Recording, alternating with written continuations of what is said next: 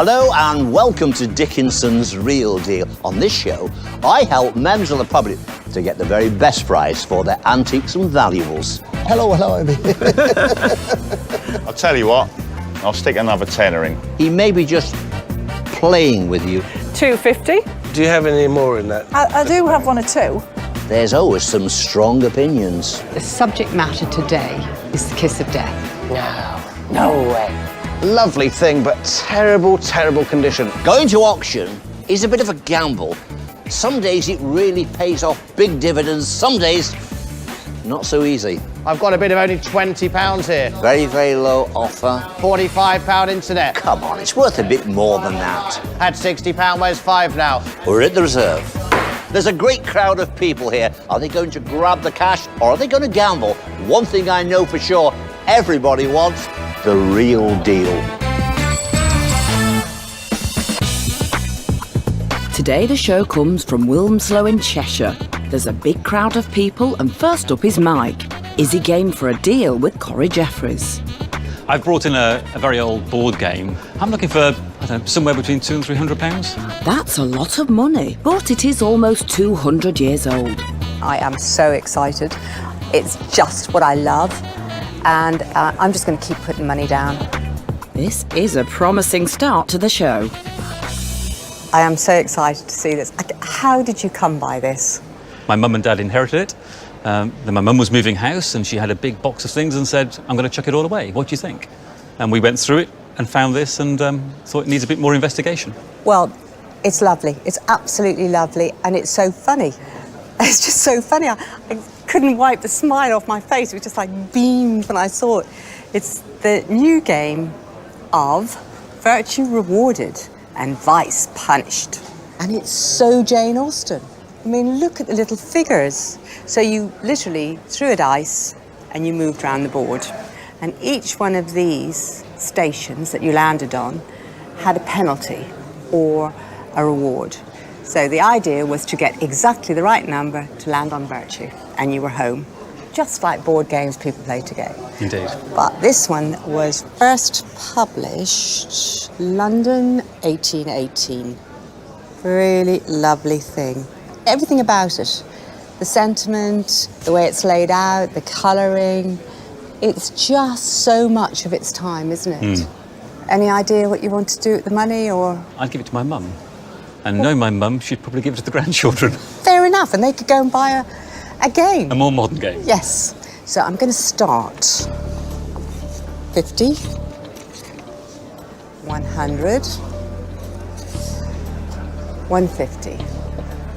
I'm not going to take 150 because I think all those things you said about the game, it is beautiful. The paintings on it and the decoration on it are just worth more than 150. It's gorgeous.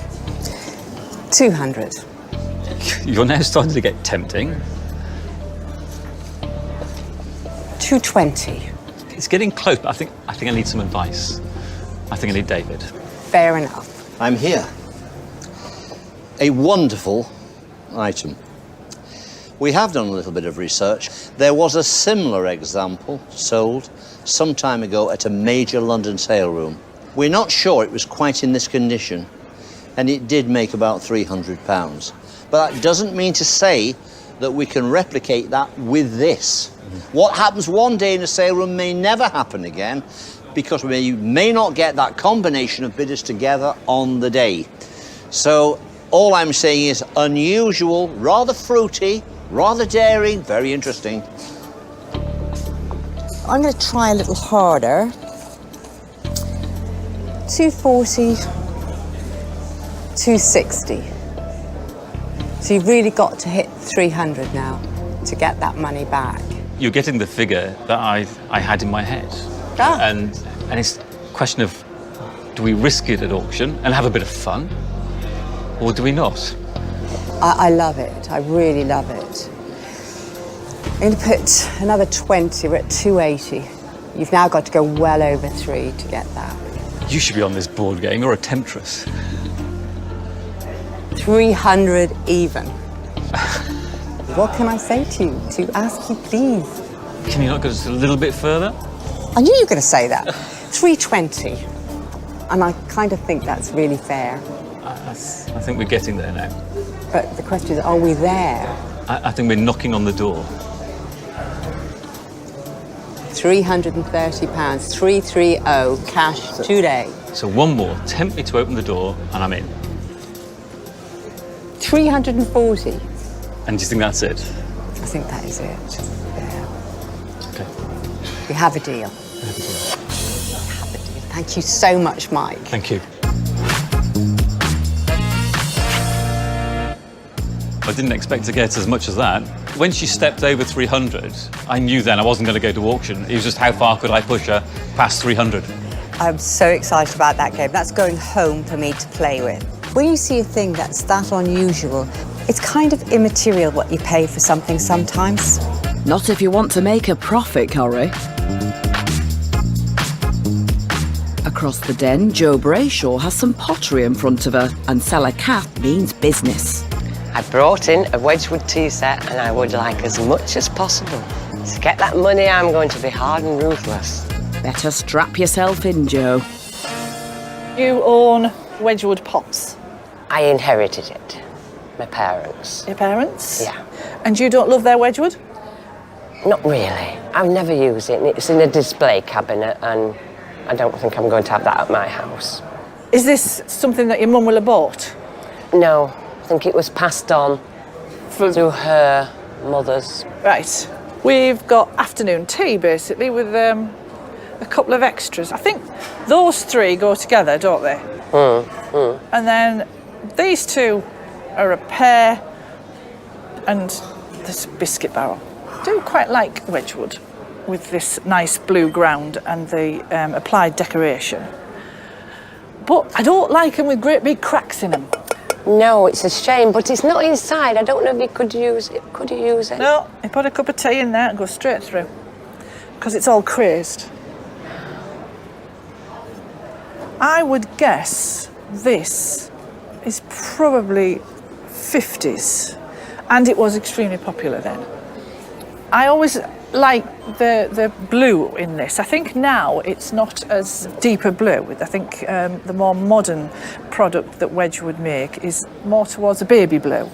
They glaze it with this rich, in this case, rich blue, and then all of this decoration is applied.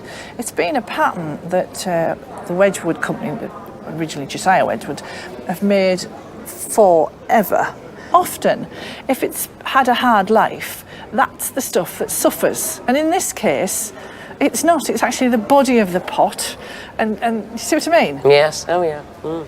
How much do you want for it? I'm not going to tell you that, but will you offer me something, I'll say. 20? £30? No. No way. Well, I like someone who knows their mind. No. Not the easiest thing in the world to sell, but value for money, tremendous. £50 to £80 is the estimation. It's no money. I'm aware of the crack on the outside of the teapot. It's not going to bring a lot more in the auction, but I see that as a great value for money, usable antique. And I will see you at the auction. Tea for two. Right. So are you happy with David's advice? Yes. Off to auction? Yes. Best Right. of luck. Thanks Thanks for coming in.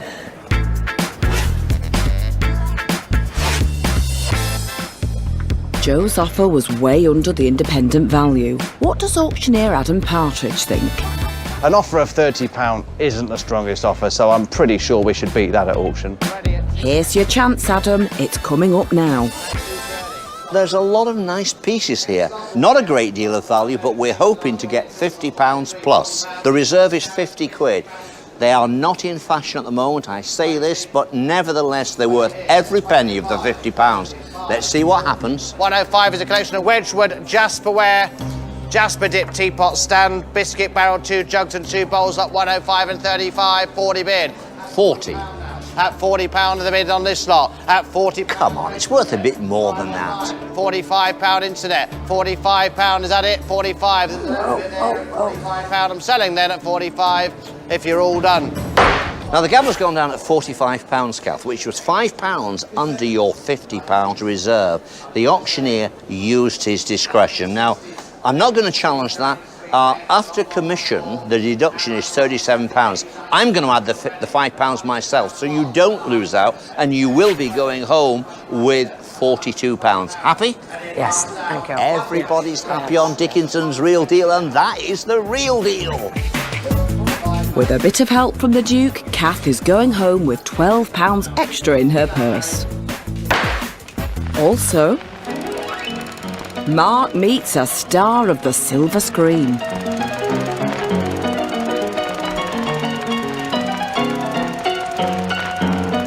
Find out if Jennifer makes a right Charlie of Mark after the break.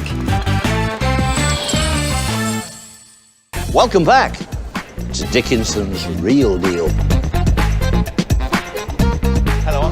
Antique walking sticks are always popular with our dealers, but will Tony Gearing give David the money he wants for these? I think we're looking somewhere between 80 and 120. Maybe a little more if we can do the good deal. Good luck, David. Let's get stuck in. Well, how did you come across these? Well, these are my partner's collection. She's got a fine collection of sticks, and these are just some that we happened to pull out of the loft a few weeks ago. Well, let's have a look here. We've got an ivory one. That's probably marine. Right. Ivory, maybe a tooth. So it's probably walrus or something like that. I've had a little look earlier, and all the silver marks, he loved polishing them. Yeah, somebody must have done. Yeah, really, that's how it happens sometimes. So the marks are actually, you know, you can't recognise the makers or where they're from. They're so worn. But silver, without doubt. I would say they're all late Victorian. That's got a very Rococo pattern about it, which is late Victorian, or mid to late Victorian. Again, the same sort of pattern here. These two have not great interest. Right. Of course, these are going to be the stars. Right. This one, fantastic. It's almost sugar candy barley twist, isn't it? Like the old Beautifully 30s done. legs. Wonderfully carved, and it fits, just feels lovely. I mean, someone's going to buy that, they're going to go, God, that feels perfect. Yep. But with the damage, it absolutely destroys it. It's a shame that.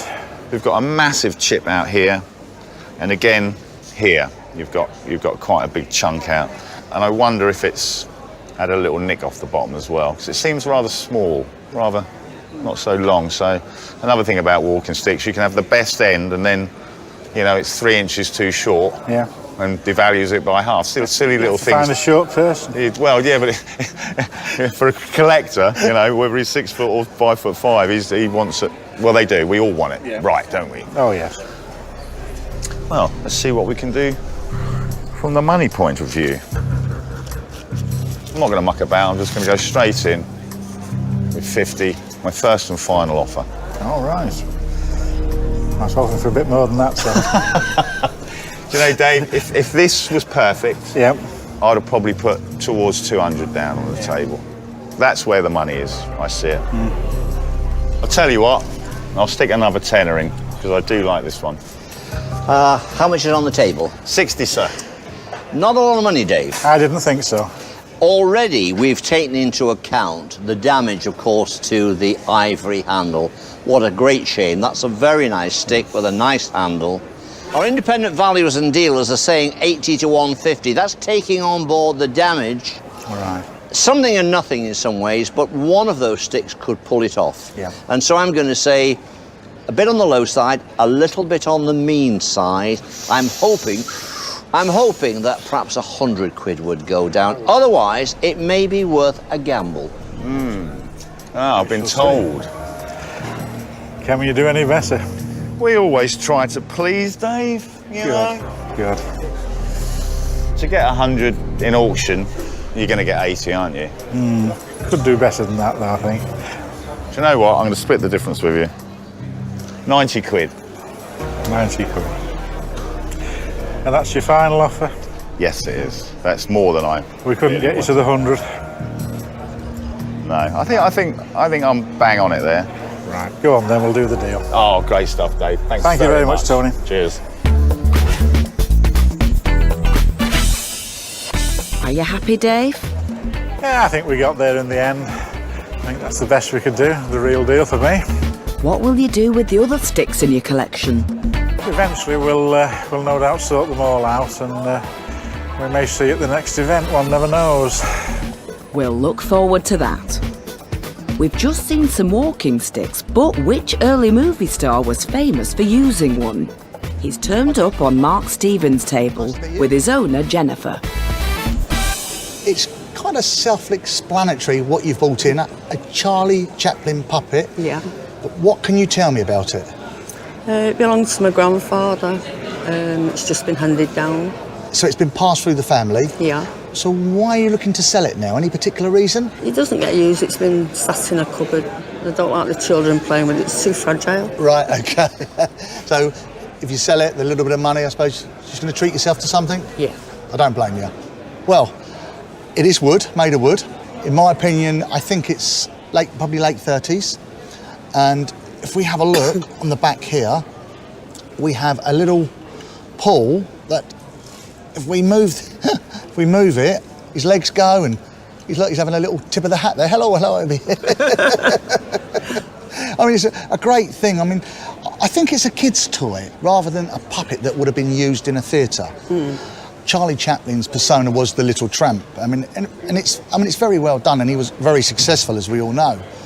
I think it's saleable to the right person, but it's finding that person. Well, really, then the only thing to do is put some money on the table. OK, so let's see what we got.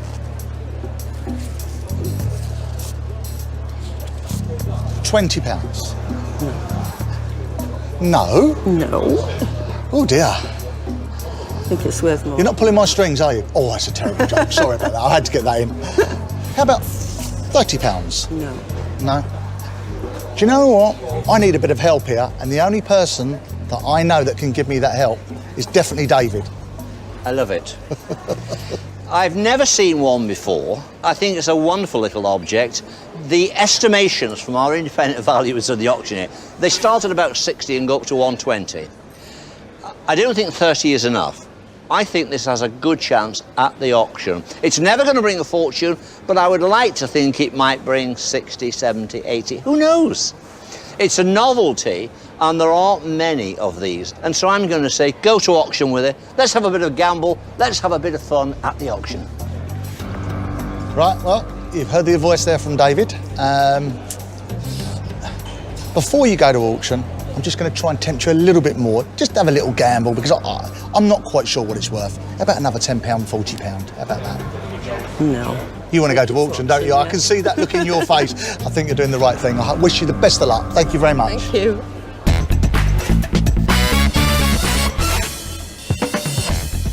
Does Adam think Charlie will be the star in his sale room? Really nice item, nothing to compare it to, so it's quite hard to predict what it's going to make. I'd like to think it should make a bit more than £60 in the auction. Will the buyers agree with you? We're about to find out. Now, the question is it going to sell? Well, I hope so. Usually, when you get this type of puppet, if it's Disney or if it's something like Charlie Chaplin, it is quite collectible. Why are you parting with it now after all these years? I don't know, it's just stuck in a cupboard. You mean you're not playing with it now? Is No. That... OK. I think someone will still have a lot of fun with this, and there are collectors out there. The reserve is 60 quid.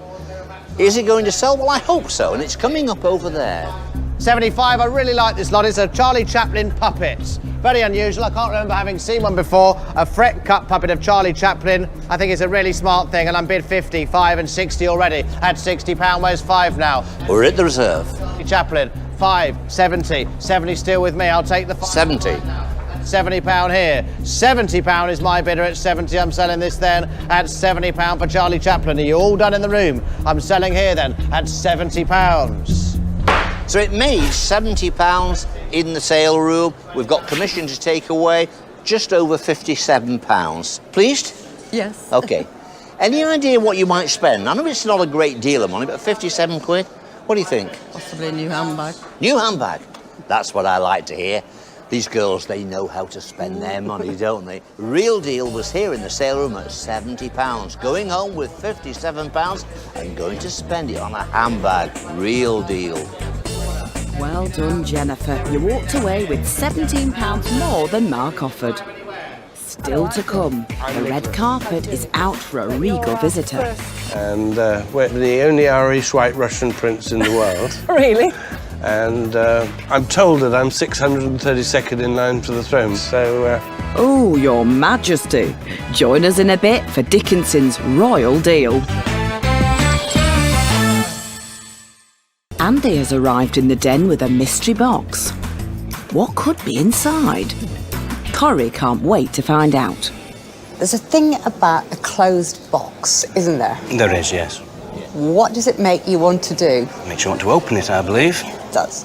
Let's open the box and a brooch. Do you know anything about this brooch? All I can tell you was that it was a prize. A prize that you won? A prize that we won, yes. I think it's Victorian, and I think it's a love token type brooch. So does your wife like this piece of jewellery? She likes it, but she won't wear it. She won't wear it? No, so I think they sell it. It's the motif that's interesting. It's two snakes. Right, so you've got two snakes entwined. Very nicely made, mid-19th century, 1840, 1860, that kind of date. Maybe a little bit earlier. And they look as if they're gold. But there is no mark anywhere. No. Do you know what it is? Is it gold? It is gold. It's gold. It's gold. Is it sapphires on the eyes? No, I think it's tiny, tiny, either garnets or rubies. They're red. Rubies, yeah, rubies. Yeah. Equally popular at the time. They're so small it doesn't really make a difference to the value. Set with turquoise. Yes. A snake holding its own tail is a symbol of eternal fidelity. But these are two snakes entwined, so it's more like a love token. The interesting thing about this brooch is it is high Victorian, but the subject matter today is the kiss of death. Snakes. Very, very few people want snakes, right. And very few people like turquoise. Okay, let's put some money on the table and see how you feel.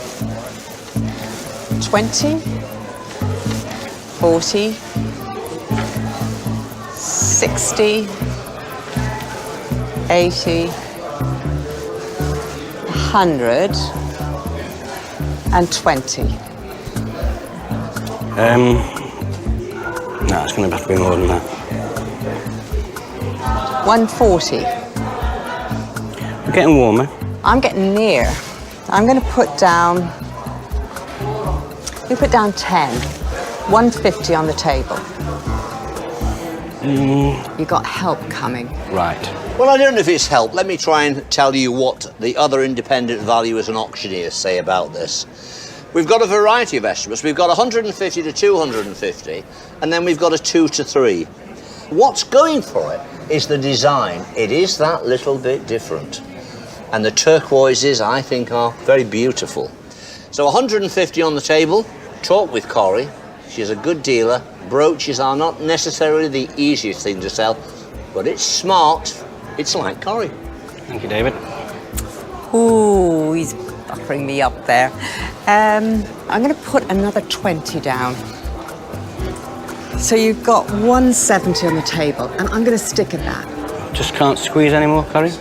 You've squeezed more than I intended to pay. I would have liked a little bit more, really, but I think we've got a deal. So we have a deal, We Andy. have a deal. Thank you very Corrie. much. Thank you.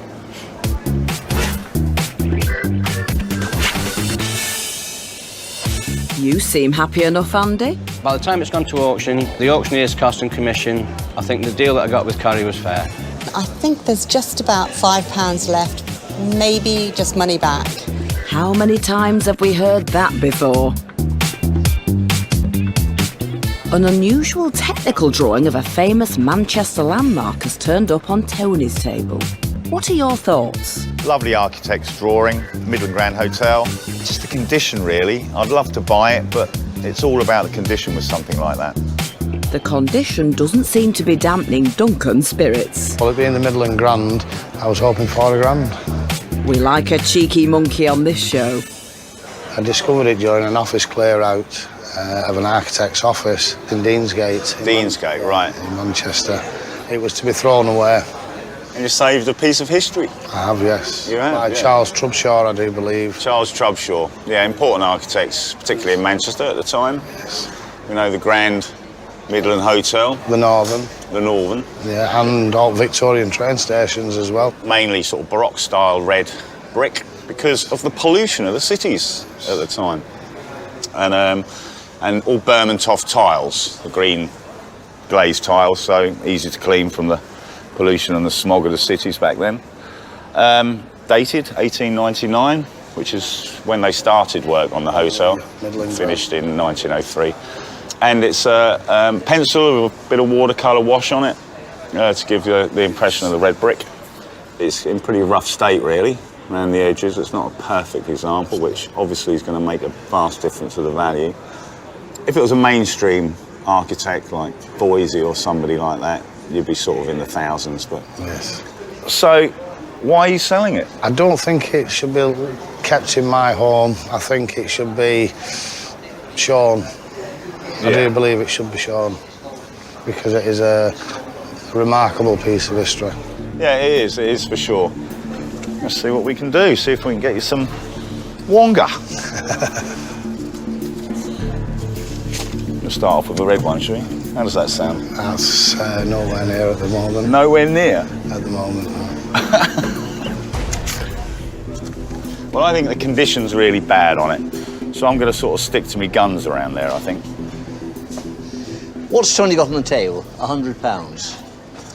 Well, it's an interesting drawing, and it brings back a lot of memories to me. In the centre of Manchester, as a young man, putting your toe into a luxurious world and going into the Midland Hotel to the American bar to have a little sip of beer or something, you know. A few years ago, this was a hub where the business centre of Manchester used to meet, the cotton traders, the silk merchants. It really was where the wealthy traders within the city used to eat and perhaps meet here. And old Rolls met Royce there, didn't he? Old Rolls met Royce there, that's absolutely right.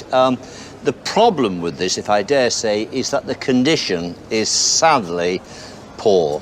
Now, the estimate, I think, is careful, 80 to 120. Because of the condition, I think £100 is very fair. Thank you. There you go, Dunk. I think I'll leave it at that and I'll take it to the auction. I wish you all the luck in the world with that, mate. Thank you very and much. I shall watch with interest. Thank you.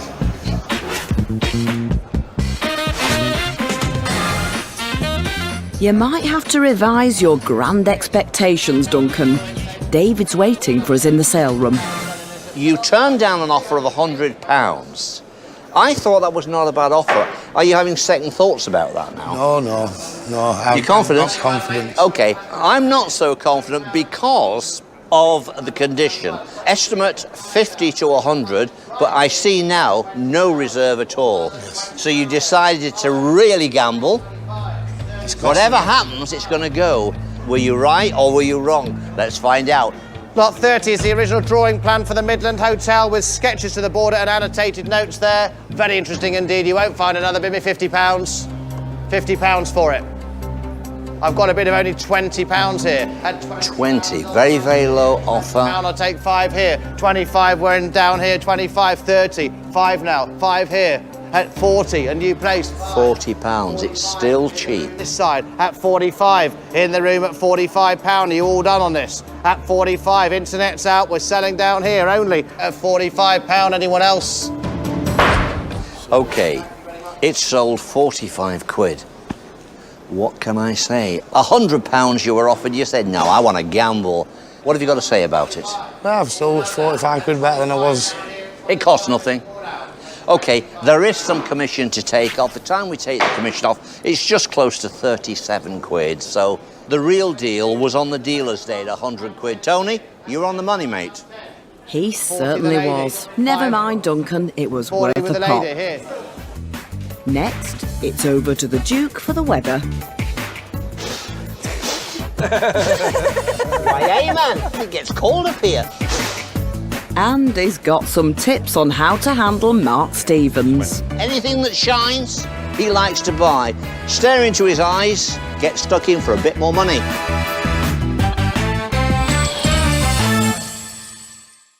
Welcome back to Dickinson's Real Deal. It's back to the 1980s now as Philip tempts Mark with a retro diamond and gold ring. Do you want loads of money, Philip? I like about £350. Well, Mark loves the shiny stuff, so you've come to the right dealer. You've brought me in a Gentleman's 18-carat white gold ring set with a diamond. That's right. How did you come by it?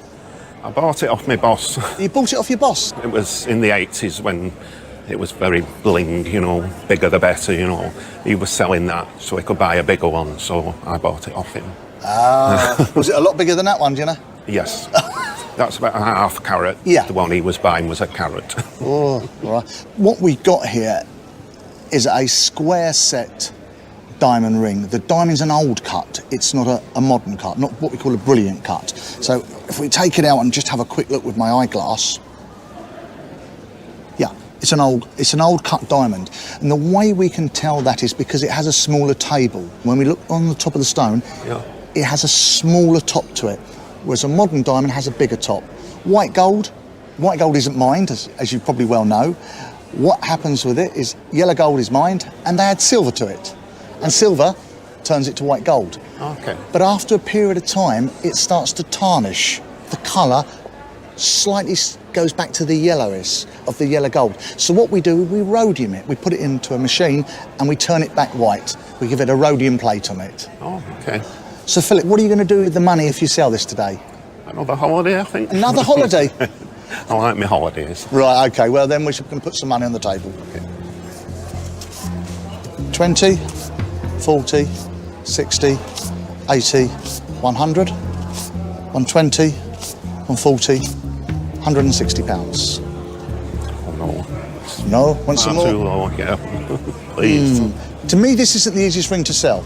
I would actually break it up. I'd take the stone out, use the stone for something else, and melt the gold. Right. I would turn it into another ring. I would redesign it. 180, 200. No, sorry. No? OK, I think there's a good time to get David in now. OK. Hi, David. We're looking at estimations round about 250 to 350, 3 to 4. Now, this man specialises in precious metal. Anything that shines, he likes to buy. Stones, gold, Brighton, wheeler dealer, hot. I think at the moment he may be just playing with you a little bit. Stare into his eyes, get stuck in for a bit more money. I've got a little bit of leeway, but not too much. I mean, there's 200 on the table now. What I'm going to do is put another £40 down, so it's £240. What do you think to that, Philip? No, it's just too low. No, I mean... It may be worth a gamble, but if you go to the auction, I want to point this out to you. Because of the setting, because it's not marked, because probably a lot of professionals will want to remount it, it's a tricky one. I think at this stage, it probably still is worth a gamble. Well, I'll tell you what I do, Dave. I'll put all my cards on the table, but I certainly don't want to go any more. There's Okay. £260, Okay. but that's me finished. £260 takes you just over the lower estimate. If you gamble, it can go either way. It could make more, or it could make less, and it is a pure gamble. But it's your decision, Philip. You're the man that has to call. £260 on the table, my final offer. Can we have a deal? Yes. Thank you very much indeed. It's been a pleasure. Thank you. Thank you.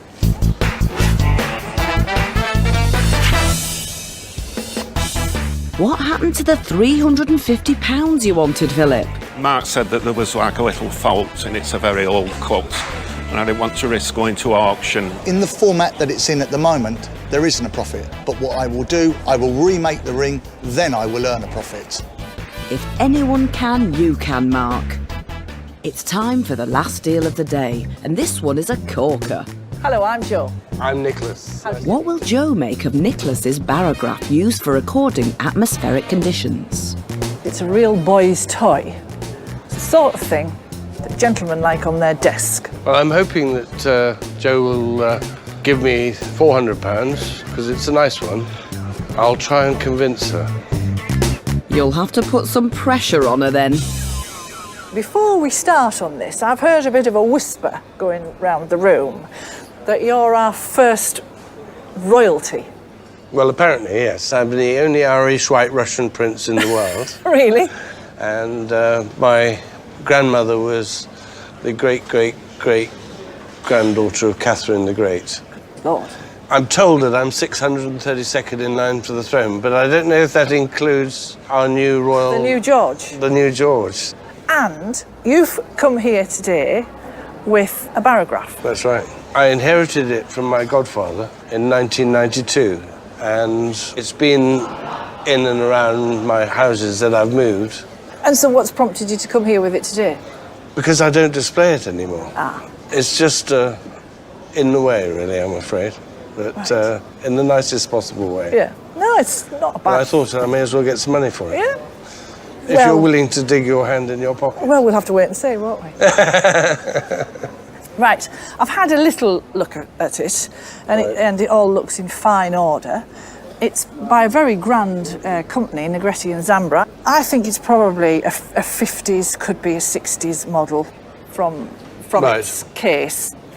It looks all in perfect order. I do like the beveled glass. It's just Yes, it's nice with the beveled such glass, isn't it? a sign of quality, isn't it? My father would have loved this. He was a farmer. I always remember him walking down the hall, beating the barometers if he hoped it might change. Hoped it might change, yes. So we'll go for the money, Nicholas, and see where we get to. We start with 50, 100, 150, £200. No? Don't think you've quite made it. Do you have any more in that? I do have one or two. Can I prize a few more I out? think you probably can, actually, even though it's a bit of a boy's toy. I'm sure I can find a boy that'll like it. 250. Keep coming. Keep going. You see, the trouble is... You need another 3 of those. No. £300. No. Well, you've got to remember now, you've got to get 355 at auction. I think it'll make 500 at all. You think so? I'm not sure it will, with it being a bit later. Hey, man, it gets cold up here.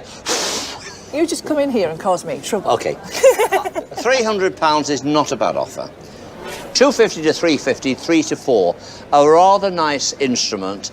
I think it's about its money. It's very close to it. If you can do any better with Jo, you're a better man than I am, Gunga Din, because she's not for moving, this girl. Once she puts her mind to it...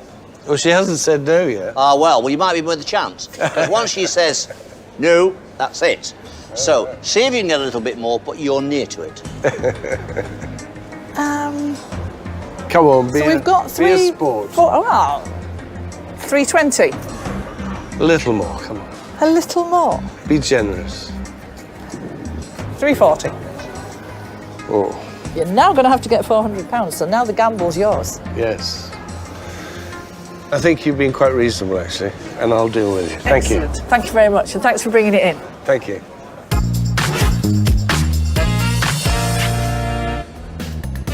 I didn't quite get the money I was hoping for, but I did get what I think was worth. Thank you very much. You're welcome, Your Highness. He was a charmer, wasn't he? He was a right charmer. And I bought his very, very nice barograph. Result. Making a profit is the result that counts. Let's see how the dealers have done. Unusually, Mark is at the bottom of the heap today. He paid £260 for the 80s ring, and he had plans for it. I will remake the ring, then I will earn a profit. In the end, he didn't need to, as he sold it to a private client for £285. Jo did a bit better. She shelled out £340 for the barograph. And she went on to sell it to a scientific instrument dealer for £380. Corrie is level pegging with Jo. She bought the turquoise snake brooch for 170 quid. I think there's just about £5 left, maybe just money back. We knew she was having us on. She sold it on at a fair for £210. Corrie really loved the Victorian board game. I am so excited. It's just what I love. She hasn't sold it, but Corrie could have the last laugh because she's planning to use the board to produce a range of posters and wrapping paper. Top dealer today is Tony, and he's done it with his 4 walking sticks that he paid £90 for. We always try to please, Dave. Good. This man knows his game. He sold them on in the trade for £150. It's been a story of small profits for the dealers today, but not for our canny sellers. They took home £1,200 of the dealers' money. That's how it's done. It's been a great day, really exciting. Good crowd of people turned up, a real buzz in the room. Lots of buying and selling. That's what I like to see on the programme. Don't forget to join me, David Dickinson, next time for Dickinson's Real Deal. TTFN, ta-ta for now.